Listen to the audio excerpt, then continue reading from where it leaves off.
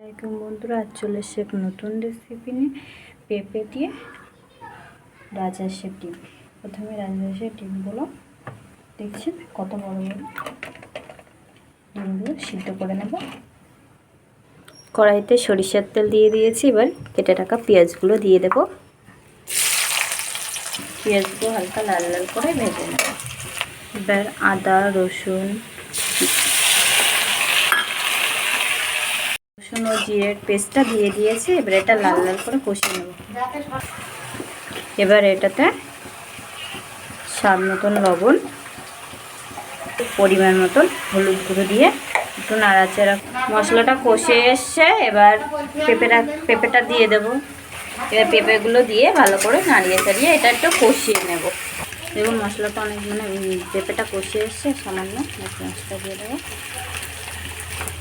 এটাতে পানি দিয়ে দেব। এবার ভেজে রাখা ডিমগুলো দিয়ে দেবো।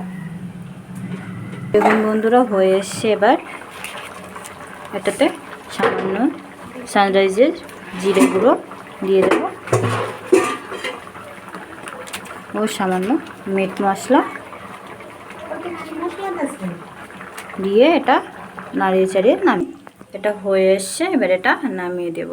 রাজহাঁসের ডিম দিয়ে পেঁপের কষা আপনারাও বাড়িতে ট্রাই করতে পারেন। ভালো লাগলে চ্যানেলটিকে সাবস্ক্রাইব করবেন এবং লাইক করবেন।